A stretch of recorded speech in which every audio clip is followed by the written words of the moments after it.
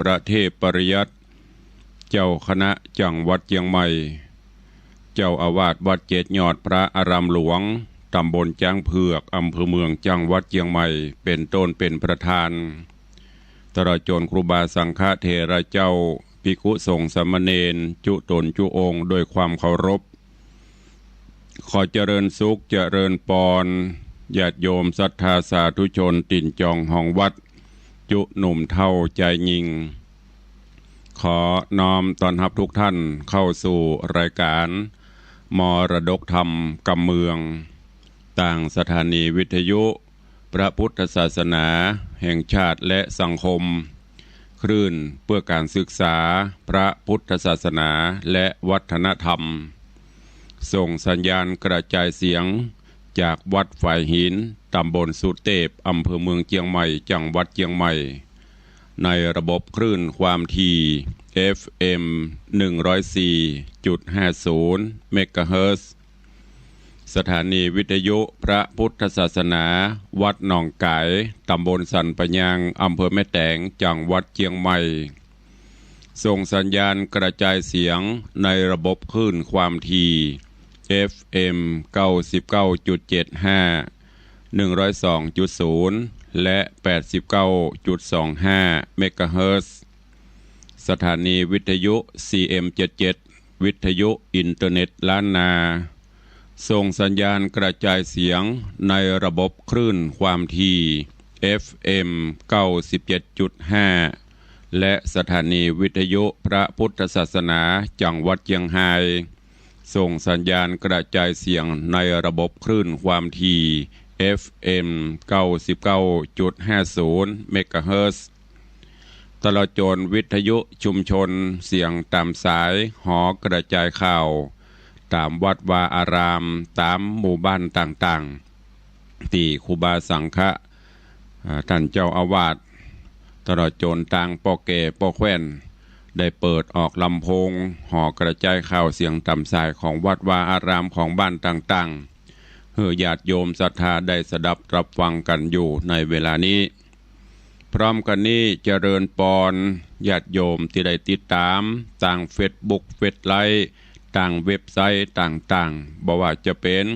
เฟซบุ๊กของวัดวังสิงห์คำเฟซบุ๊กของ104ธรรมะคลายเครียดเฟซบุ๊กวัดไฟหินเฟซบุ๊กของตันตุเจ้าบ้านนอกทิตะสิโปตลอดจนหลายๆเฟซบุ๊กที่เป็นญาติธรรมในรายการได้ฟังแล้วก็ได้กดแชร์กดไลค์ส่งต่อๆกันไปเพื่อให้ญาติธรรมได้สดับฟังเสียงธรรมะกันอยู่ในเวลานี้แล้วก่อนแล้วแชร์ได้กดแชร์ไลค์อาตมภาพพระครูวิสิทธิ์ศรีลาภรณ์เจ้าคณะตำบลป่าแดดเจ้าอาวาสวัดวังสิงห์คำตำบลป่าแดดอำเภอเมืองเชียงใหม่จังหวัดเชียงใหม่เป็นผู้ดำเนินรายการก็นำธรรมะสาระปืนบ้านปืนเมืองทำข้าวมาเทศนาฮือท่านทั้งหลายได้รับฟังกันเป็นประจำถึงวันตั้งแต่เวลา6 โมงถึง7 โมงเช้าโดยประมาณยกเว้นพี่น้องที่ฟังสัญญาณจากดอยม่อนจำปีวัดพระแก้วจังหวัดเชียงรายก็ฟังกันเมื่อค่ำยามคืนต้องกราบขอบพระคุณในเมตตาบารมีของท่านผู้อำนวยการทุกสถานีเจ้าหน้าที่ช่างเทคนิคผู้ควบคุมการกระจายเสียงทุกท่านทุกสถานีตัวเองและขอบคุณเจ้าของ Facebook ทุกท่านที่ได้กดแชร์กดไลค์กันปากันวันนี้เป็นวันพระเป็นวันศีลการเวลาวันเวลา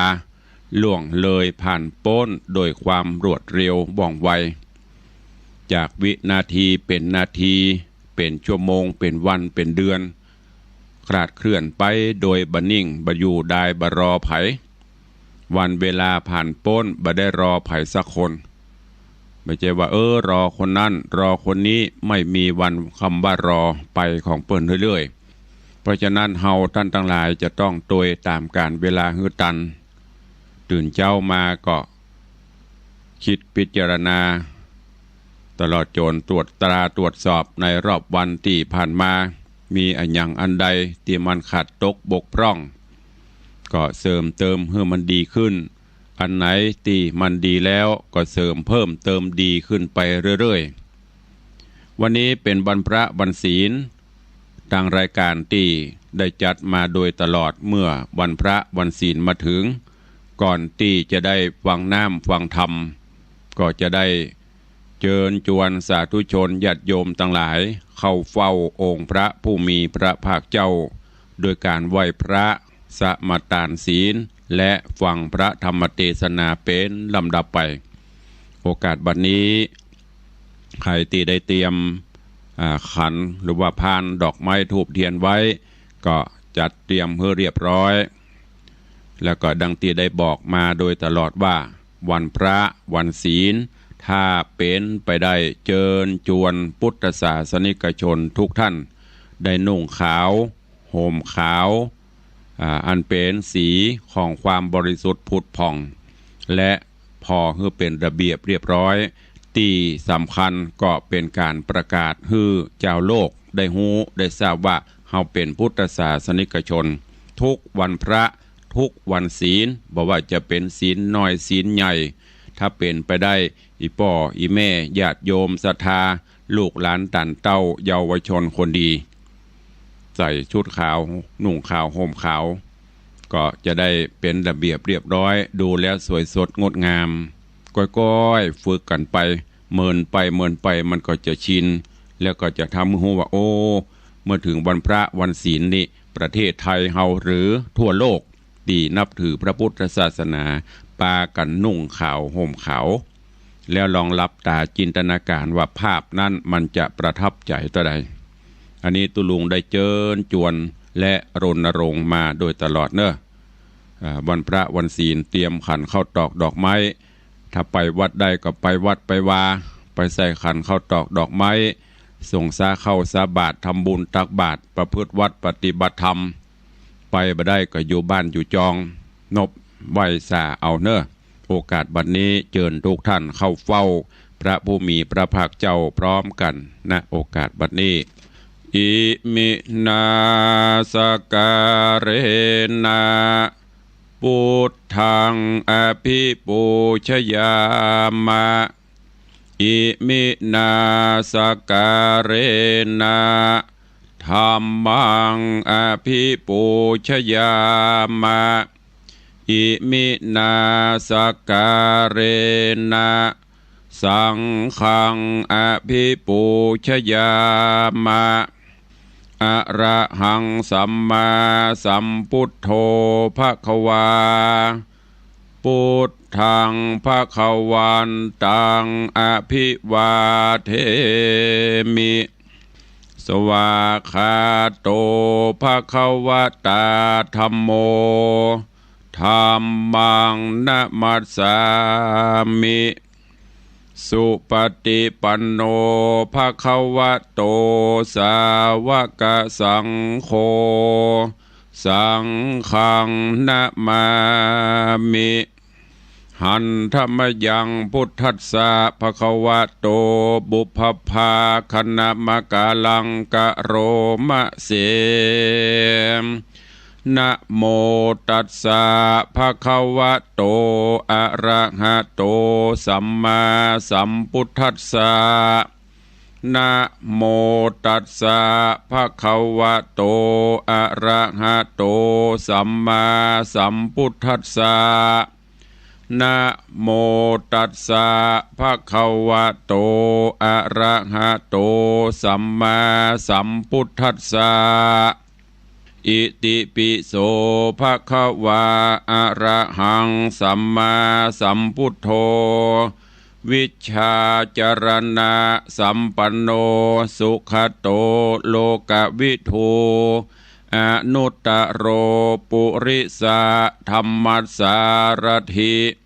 สัทธาเทวมนุษสานังพุทโธ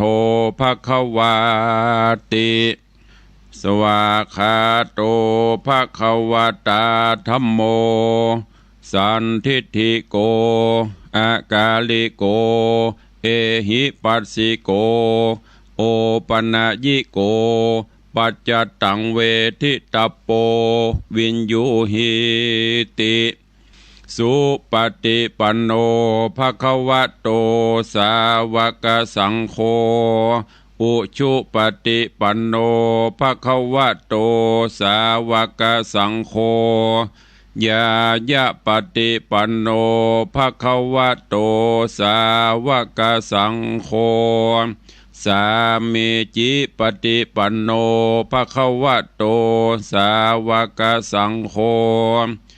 ยะทิทางจัตตาริปุริสายุคานิอัฏฐาปุริสาปุคลาเอสะภควโตสาวกสังโฆอาหุนยโยปาหุนยโยทักขินยโยอัญชลิกาลนิโยอนุตตรังปุญญเขตังโลกัสสาติได้ไหวพระนบธรรมจุ่มอกเย็นใจแล้วตอนนี้ไปตั้งอกตั้งใจสมาทานหับศีลเนอมะยังพันเตติสาลาเนนะสังหาปัญจสีนิยจามาตุติยัมปีไม่ยังพันเตติสาลาเนนะสังหาปัญจลานิยจามาตติยัมปีไม่ยังพันเตติสาลาเนนะสังหาศีลานิยจามานะโมตัสสะภะคะวะโตอะระหะโตสัมมาสัมพุทธัสสะนะโมตัสสะภะคะวะโตอะระหะโตสัมมาสัมพุทธัสสะนะโมตัสสะภะคะวะโตอะระหะโตสัมมาสัมพุทธัสสะนะโมตัสสะภะคะวะโตอะระหะโตสัมมาสัมพุทธัสสะนะโมตัสสะภะคะวะโตอะระหะโตสัมมาสัมพุทธัสสะนะโมตัสสะภะคะวะโตอะระหะโตสัมมาสัมพุทธัสสะพุทธังสรณังคัจฉามิพุทธังสรณังคัจฉามิธัมมังสรณังคัจฉามิธัมมังสรณังคัจฉามิสังฆังสรณังคัจฉามิสังฆังสรณังคัจฉามิตุติยัมปิพุทธังสรณังคัจฉามิตุติยัมปิพุทธังสรณังคัจฉามิตุติยัมปิธัมมังสรณังคัจฉามิตุติยัมปิธัมมังสรณังคัจฉามิตุติยัมปิสังฆังสรณังคัจฉามิตุติยัมปิสังฆังสรณังคัจฉามิตติยัมปิพุทธังสรณังคัจฉามิตติยัมปิพุทธังสรณังคัจฉามิตติยัมปิธัมมังสรณังคัจฉามิตติยัมปิธัมมังสรณังคัจฉามิตติยัมปิสังฆังสรณังคัจฉามิตติยัมปิสังฆังสรณังคัจฉามิปานาติปาตาเวรมณีสิกขาปตังสมาธิญามิปานาติปาตาเวรมณีสิกขาปตังสมาธิญามิ อะตินนาตานาเวระมณีสิกขาปะตังสมาติยามิอะตินนาตานาเวละมณีสิกขาปะตังสมาธิยามิกาเมสุมิจฉาจาราเวระมณีสิกขาปะตังสมาติยามิขาเมสุมิชาจาลาเวละมณีสิกขาปะตังสมาธิยามิมุสาวาตาเวระมณีสิกขาปะตังสมาติยามิมุสาวาตาเวละมณีสิกขาปะตังสมาธิยามิสุราเมรยะมัชฌปมาทัฏฐานาเวระมณีสิกขาปะตังสมาติยามิสุราเมรยะมัชฌปมาทัฏฐานาเวระมณีสิกขาปะตังสมาธิยามิอิมานิปัญจสิกขาปตานิสีเลนะสุขติงยันติสีเลนะโภกสัมปตาสีเลนะนิพุติงยันติตัสมาสีลังวิโสทะเยพมาจโลกาติปติสหัมปติกัตนันสลีงันทิวลังอัญญาจทาสันติทาสตปะราชกชาติกาเทเสตุธรรมังอนุกัมปิมังปะชังได้ไหวพระได้สมาทานศีลเป็นที่เรียบร้อยลำดับต่อไปเจิญญาติโยมทั้งหลายได้ติดตามรับฟังธรรมเทศนาปื้นเมืองเหนือว่าจะเป็นจะได้ก็เจิญทุกท่านตั้งอกตั้งใจฟังณโอกาสบัดนี้นะโมตัสสะภะคะวะโตอะระหะโตสัมมาสัมพุทธัสสะ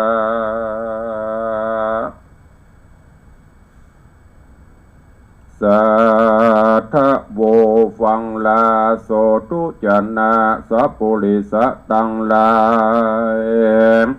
ตั้งยิงและใจม้วนหมู่ที่ได้ปากันอยู่ทำท่าดาฟังยังรัสธรรมเทศนานางปัพพะตาราเลี้ยงแม่ลำดับมาแล้วเนอเจ้าตอนสองผูกหนึ่งนั้นเล่าขอเจิญศรัทธาหนุ่มเทาตั้งหลายจงตั้งจิตใจภายถ่อมทาดาฟังต่อไปไปนานี้และนาอัฏฐโขภะกวาในกาละนั้นเล่าพระพุทธเจ้าตนองค์อาจก็จักญาตินานไกลนำมาไขกล่าวจี้เฮอแจ้งทีตามมีว่ามีบุญใดมามือมากันว่ามีผู้ใดมามือไวลักย่องจักหูปองเรียวปานก็มีหันและนาตาโตโอปัฏฐาญะลำดับนั้นไปนะบ่เนิ่นจะนำหน้ากันเข้าหาป่ามาใดก็นำมาขังไว้ในหม้อไห้แล้วก็ไปลับลีพกอยู่ตีลับตาตกกลางคืนนั้นนามารอดแล้วแมวออกแอวหากินก็มาได้ยินเสียงป่าหากดินรนขวะขวาดอยู่บอกขาดเป็นสายมันจริงพันภายใบหน้าเอาปากกับว่าป่าปู อันขังอยู่ในไหรีบเดียวไว้บ่จะไปปล่อยต้าน้องน้ำบ่เหลือซ้ำสักตัวใจผู้ผัวเล้งหันก็มาอัศจรรย์บ่น้อยจริงกล่าวถอยเจียนจากาพะเลญาดนอดเนาว่าแมวนี่เล่าบุญมีศีลบ่นี85เฮาจักฆ่าลือเตียงบอดดีเป็นไม้ฆ่าแมวตายนั้นโสดเตียงมีโตดนำนาโบราณจะกล่าวไว้ว่าฆ่าแมวนั้นไซบาปนาเต้ากับข้าสั่งขาใหญ่น้อยศีลจ้องหอยบ่หนีบาปกรรมมีจักลาตุกลำบากขึ้นวานกวนเร็วปั่นอย่าจะเอาไปปล่อยป่าดงตันฮื้อตัวมันเสาะใส่ตามป่าไม้ดงรีของกินมีหลายอย่างเฮาบ่จ้างหามาแมวนี้นามีศีลเป็นอาจินบ่ขาดบ่ประมาทยามวานเขาจากกันกล่าวถอยมีบอดน้อยหลายประการส่วนแมวคำคานกลิ่นกูฟังเขาอู้จากกันว่าจักเอามันไปสู่ยังตีอยู่ป่าอรัญญามันพิจารณาลอดไข่บาในป่าใหญ่ดงนามีสัตว์นานากระยาบออกมีสัตว์นานากระยาบก่อยกันกาพบกันหากตัวมันไปหลอดเตี้ยงมวยมอดมรณาสันได้จากกูนี้จักเล่นลีหนีไปเหี่ยวมีภัยหลายแหล่จักเกิดแก่ตนกูหากมาเกิดโดสันทีเฮอเสียงตีสังกาว่าเจ้าสองขาแห่งเขาจักเอาพรากนาไปปล่อยป่าดงรีก็ยังดีกว่าอยู่ใกล้กับหมู่คนพาลมีสันดานกระหยาบกระตำบาปเลือนลายกันเข้าตายมวยมอดเตี้ยงบ่รอดอเวจีเป็นตุกขีบอดน้อยมันกึดขาคอยหลายพระการก็มีหันและนาตาในกาลานอนใส่เจ้าขี้ไรสองขาก็นำเอาถุงแก่นใหญ่ยับเอาแมวใส่เร็วปานแล้วป้ากันไกลกลาจากเกหาที่อยู่เข้าไปสู่ดงไพรก้อยเตียวไปจะใจเข้าป่าไม้ดงรีผาจันมีสูงโยดมีแต่โขดหินผาไม้ห่มหนาใหญ่กว้างเป็นที่อยู่สร้างเสือมีราชสีควายป่าแลดจังลาเรือลายจุมสัตว์ให้มวลหมู่อันมีอยู่ดงตาลเขาป้ากันหลีกลีหนีไปที่ไกลตาย้อนเทวดามวลหมู่รักษาอยู่ดงกวางเตียวน้ำตาไปก่อนลัดสู่บ่อนดงนาฮือสองขาหนุ่มเดาได้ไต่เต้าพายพานรีฮือเลวปันไปหอดได้ปล่อยยอดแมวดีศีลบ่นีฮักษา ก้อนสองขาหลอดแล้วที่ตังผ่องแผ่วสุ่มกันก็เร็วปันปล่อยออกที่ข้างพอกเงื้อมผาแล้วไกลกระวายหน้าลอดตามป่าดงดอยเตียวตามหอยดังเก่าตลับต่อเตามาสู่ยังที่อยู่เฮือนตนก็มีหันเล็ดน้ำอาถาในกาละนันเล่าแมวนอดเดาข่าวใสกันเขานำมันไปปล่อยป่าก็เตียวล่าดงดานเสาะหาอาหารหน่วยใหม่กินเสียงสากินเลี้ยงใส่ยามวันแล้วภายพันด้านกว่าสอดละป่าดงไพรมันเตียวไปบ่อผ่อนลัดเข้าบ่อนผาจันทวน7 วันจวบไข่ก็ปะใส่ปะปะตาเมโคหาทำกวางน้ำกล่าวอ้างไว้ว่าจิตตละตาดอยใหญ่มีตั้งไข่3 เซนบริเวณสุ่มการเป็นผ่าจันลดลันหินเป็นจันไปสู่ยังที่อยู่ปากธรรมแล้วก็มีน้ำเย็นใสการว่าไผ่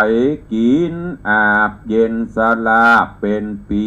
ทุกโศกมีหายขาดบ่มีพยาธิในตนเป็นมงคลลำเลิศป่าฮือเกิดสวัสดีต้นไม่มีอย่าถอยออกดอกห้อยเป็นสายกลิ่นหอมหลายรสเหล้าหอมตัวเตาดงไพรหินผ่าใส่ดังแก้วพอดูแล้วลายสีเขียวขาวมีมนซอแดงดังก็ลายเรืองวิตุลเหลืองห้อยย้อยพอเป็นซอยดูงามมีหูจำทางคืนตั้งแต่ปืนควันดูเป็นดังหูปองเปียวกดสอดเสียวไปมาอ่านดอยผ่านี้นะใส่มีต้นไม้หลายหลากล้วนแล้วหากเป็นยาบนถ้ำมีผ่าเป็นจ้อมีเพิ่งต่อและแตนมาเฝ้าแนนยายญาติบ่ได้ขาดคืนวาน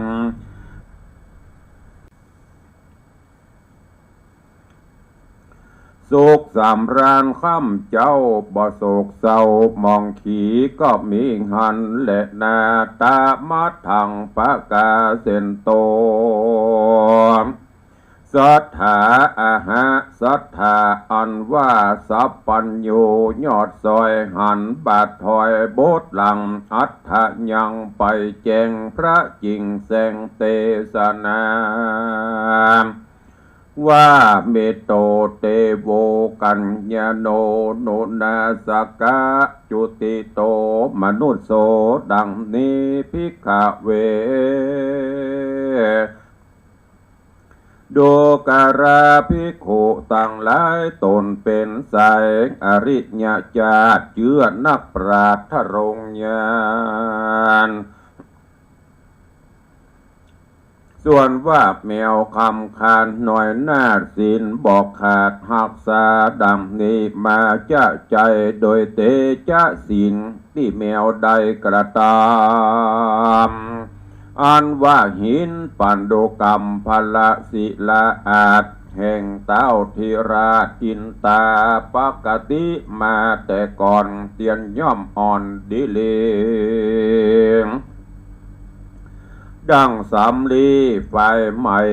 อันยิ่งใดปันอันนายิ่งใดปันโหนก็บันดลกระดังหอนแห่งข้างเสมอ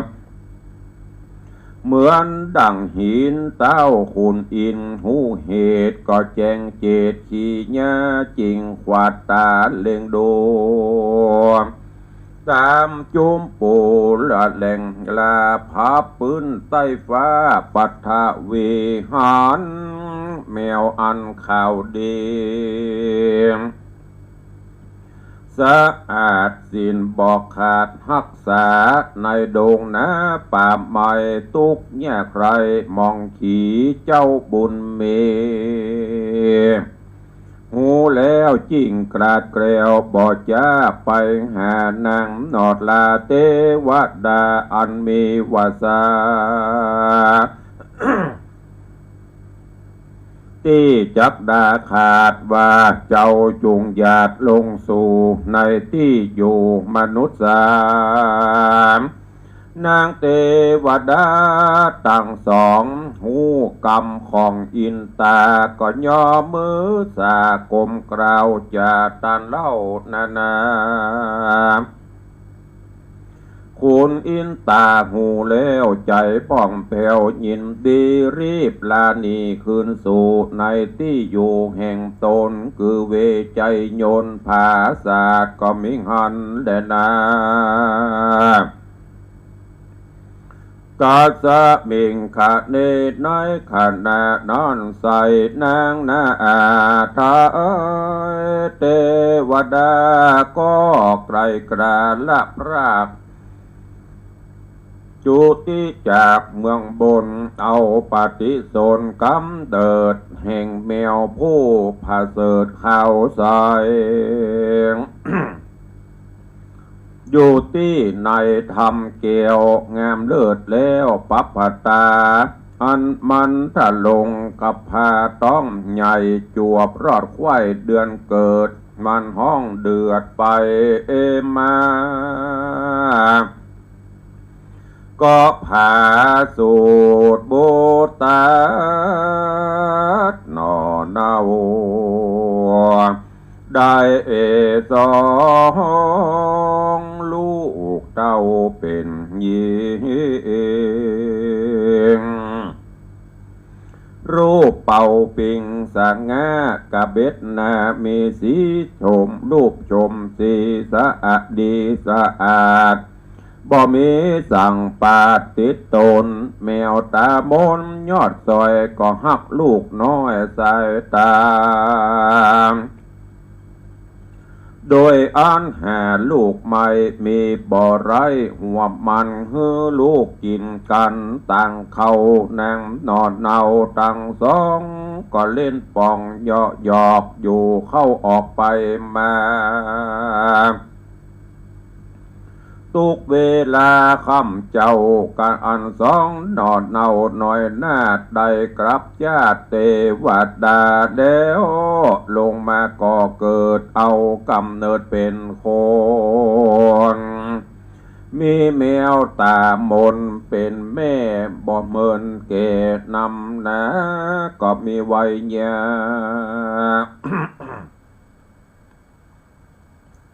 มีไว้หยาคืนใหญ่เจ็บป่วยไข้ผาดญาติบ่มาปาดสันดานสุขสำราญชื่นจ้อยบ่ต่ำก้อยมองเขียงวันเดือนปีปันจอดต่อเต่ารอดเจ็ดวาสาหูเจียนจากกล่าวท้อโดยกรรมจืนจ้อยวอนใหญ่หูจักไปตักน้ำมีมากล้ำอาหารในดงดานในดงดานป่าใบหามาไว้หือแม่ช่วยเผื่อแผ่ปัดวีลิหินยงมีมากไกลช่วยกันไล่นี้ไกลได้สุขใจข้ามเจ้าหายโศกเศร้ามองผ่านก็มีหันแดดนาตะตาดในกาลาดนันเล่านางนอดเนาผู้เป็นแม่จริงเรียกชื่อแต่ลูกเต่า คนเป็นเก้าหัวตีชื่อว่ากุมารีจิตราเหตุทำนั้นนางามอาจหินพาลาดดังแก้วงามเลิศแล้วนำนาเป็นนามาชื่อซอยส่วนโลกน้อยสายตาแม่เรียกหาบอกขาดว่านางน้อยนาฏปปตานารีเหตุพามีลืบจันโดยเกิดขันจุปายต้นไม้ใหญ่โจทีออกดอกกรีสุดปีกลิ่นหอมมีลายแหลบแมวผู้เมตนันเตาหักลูกเต่าทั้งสองยามได้ของได้มาแม่ก็มาเรียกหาจะใจมาอยู่ไกลตัวตนสองตามนลูกไทยการอายุได้16 ปีชมนางดีเลิศแล้วงามผ่องแผ้วโสภาบ่มีไผมาเพียบใดเต่าเว้นไว้เทวดาอยู่บนวิหาฟากฟ้าลงสู่นาปัตวีก็มีหันและนางโจตนาแม่นว่ามีผู้มาจะทำเป็นกำงามที่ถอยว่าสองหนุ่มน้อยบุญนาเป็นเทวดาตนเลิศลงมาเกิดลุ่มไตเอาแม่ไว้เป็นเดรัจฉานอยู่ดงดันป่าใบทุกยากไรอนาถาสันใดจะบ่ไปเกิดเอากำเนิดมนุษย์สานอนจะ กวนไข่จะกล่าวแก่หือแจงแน่ตามธรรมคือสององค์คำหน่อยนาฏเป็นเชื้อชาติเทวดาได้รักษาศีลบอกขาดกันจับญาติลงมาในที่อยู่เมืองคนก็เอาปฏิสนกำเนิดผู้พาเสดมิศีลเป็นอาจินข้ามเจ้าเถิงแม่เจ้าเป็นสัตว์เดรัจฉานอันยังสุขบันเดือแดงกว่าจะมีแม่เป็นมนุษย์สาใจปะใจพันหยับจะบ่มีสินหากับตนลงมัวเมาต่างบาปอันกระยาบมัวดำบอกกลัวกรรมจะถอยติดจ่องหอยไปลุนบ่หูกุลหูโตดใจเหี่ยมโหดนำนาอันจับป่าไปสู่ในติอยู่อเวจีหลายป้อนปีเป็นเขตเป็นทุกขเวทนาสัพเพสัตตาตั้งหลายอันเวียนตายเวียนเกิดผู้พาเสดเป็นดีสินบ่หนี85อันจักฝ่ายนามาเกิดเอากำเนิดเป็นคนเอาปฏิสนนั้นใส่ก็เลือกแม่ใดดีก็เลือกแม่ไว้ที่ดีคือผู้ที่ดีคือผู้ดีมีศีลสะอาดดังแมวประหลาดขาวใสนอนและนาตัดสมาเหตุนั้นเล่าคนหนุ่มเทายิ่งใจเมตหลวงหลายโลกลาจุ่มมีศีลห้าว่าศีลห้าเจียงคันสมาทานอย่าขาดอย่าประมาทลาสาศีลห้านี้นะเป็นเก้านักปราชญ์เจ้าไข่จามว่าคนโลกามวลหมู่มีศีลอยู่กับตน เป็นมงคลลำเลิศปาเหือเกิดเจยบันจักกินตันก็ดีอย่าละหนีพรากนาจากศีลห้าดวงสายแม่นตายไปละพรากดับจิตจากเมืองคนย่อมเอาตนไปเกิดตีพาเสดเมืองฟ้าย้อนว่ามีศีลห้าทรงอยู่เฮอได้อยู่สวัสดีก็มีหันและนาเตนี้จากวันนาจะลอดถึงยังยอดนายพรานมีสถานบ้านจองอยู่แห่งห้องไปนอก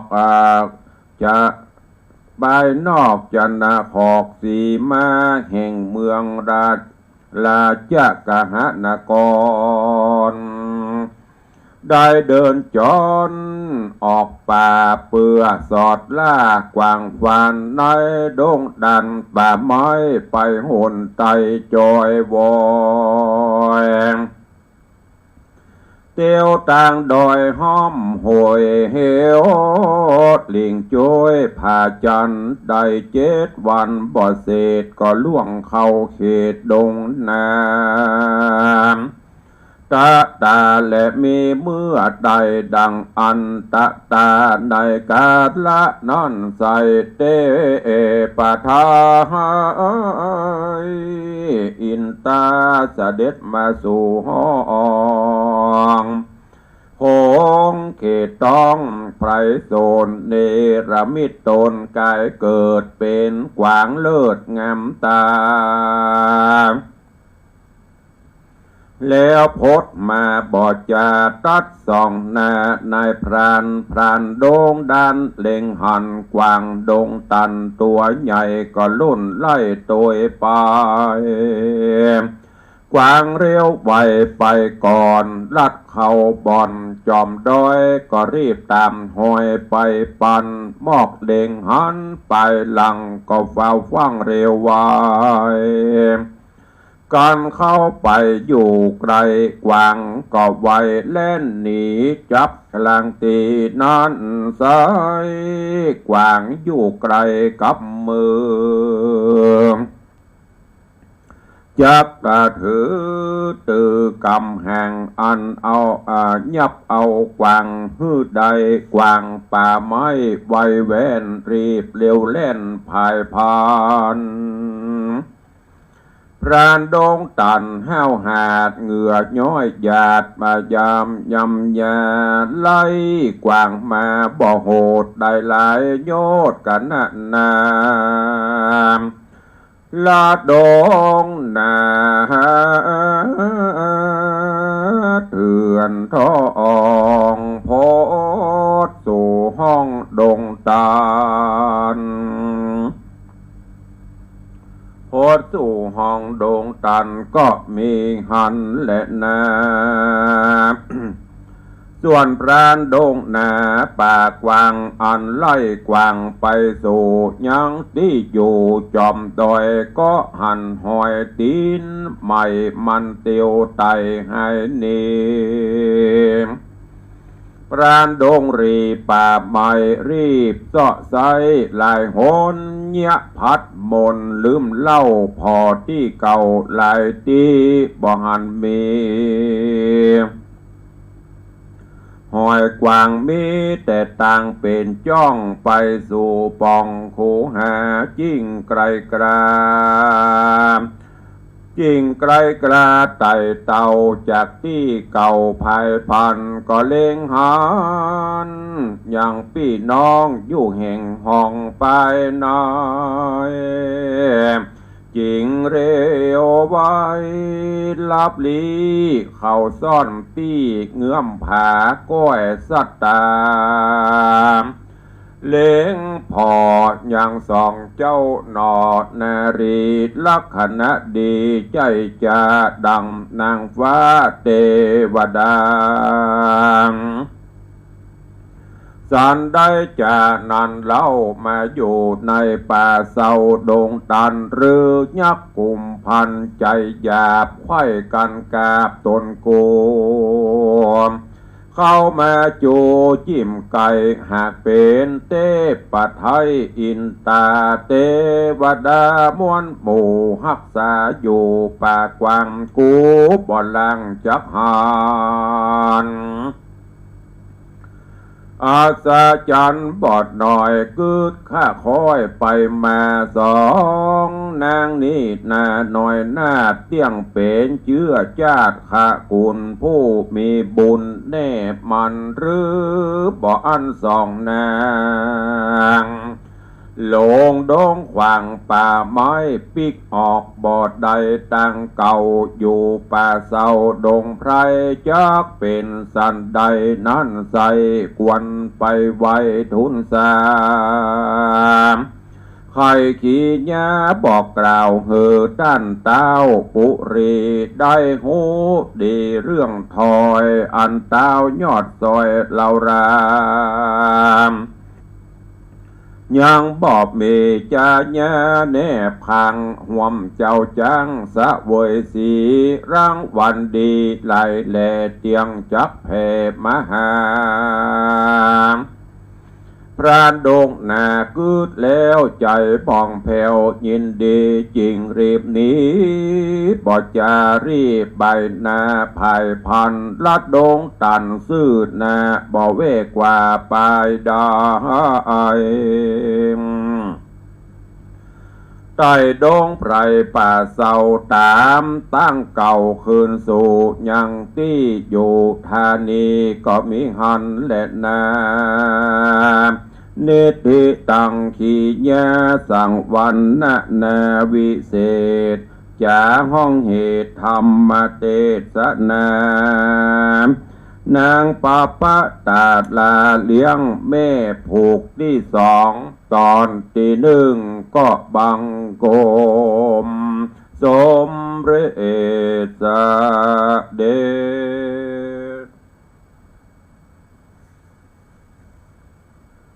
นางปปตาลาเลี้ยงแม่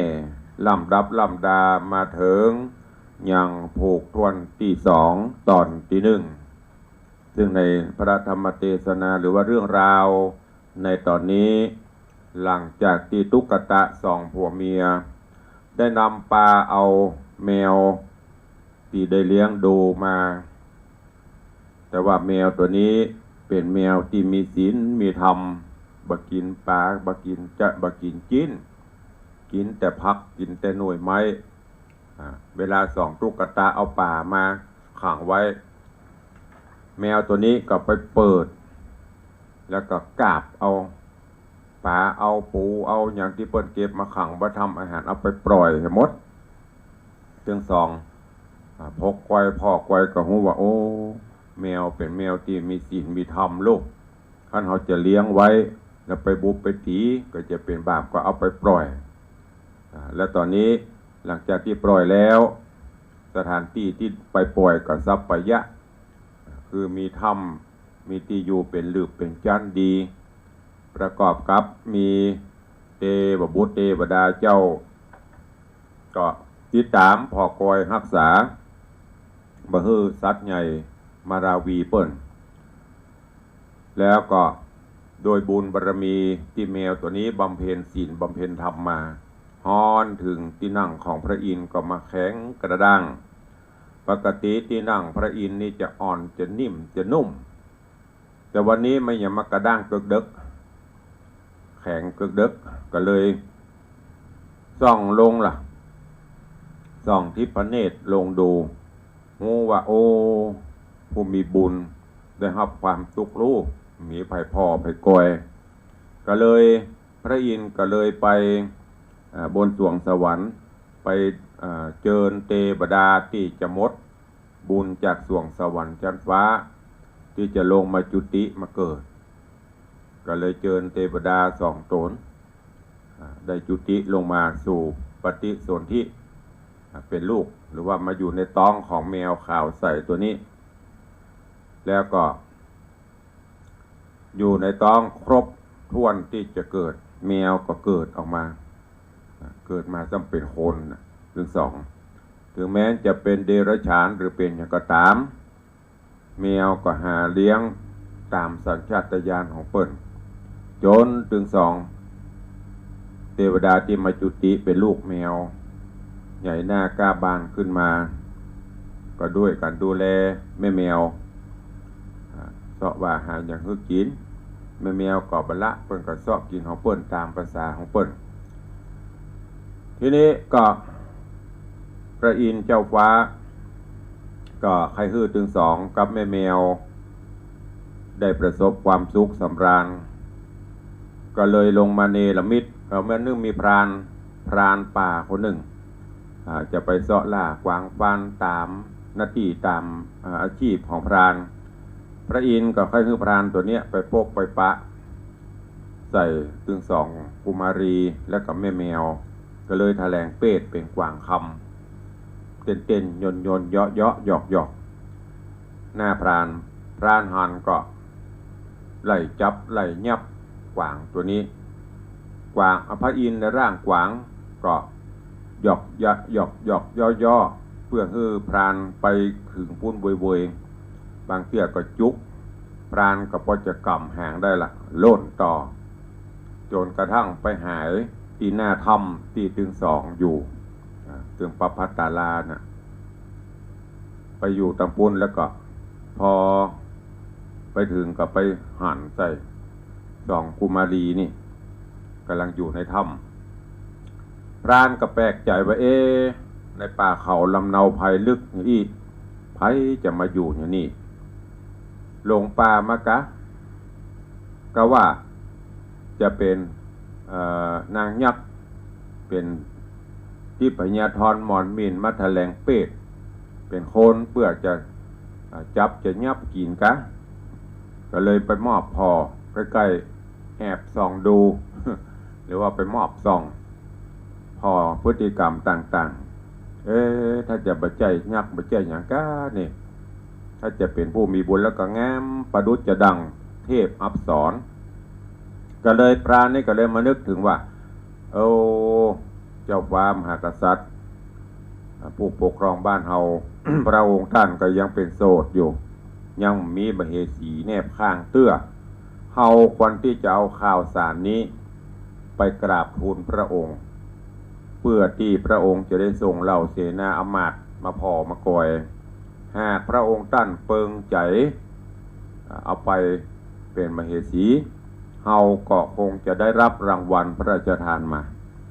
ตอนนี้พรานกำลังจะนำเรื่องนี้ไปกราบทูลเจ้าฟ้ามหากษัตริย์เรื่องราวจะเป็นจะใดก้อยติดตามฟัง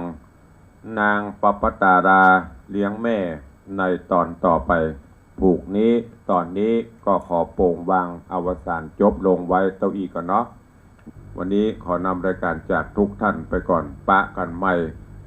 ขอความสุขสวัสดีจงบังเกิดมีกับทุกท่านเนอะอยู่ดีมีสุขเหมือนกันจุตนจุองค์จุผู้จุคนจัตตาโรธรรมาวัฏันติอายุวันโนสุขังบาลา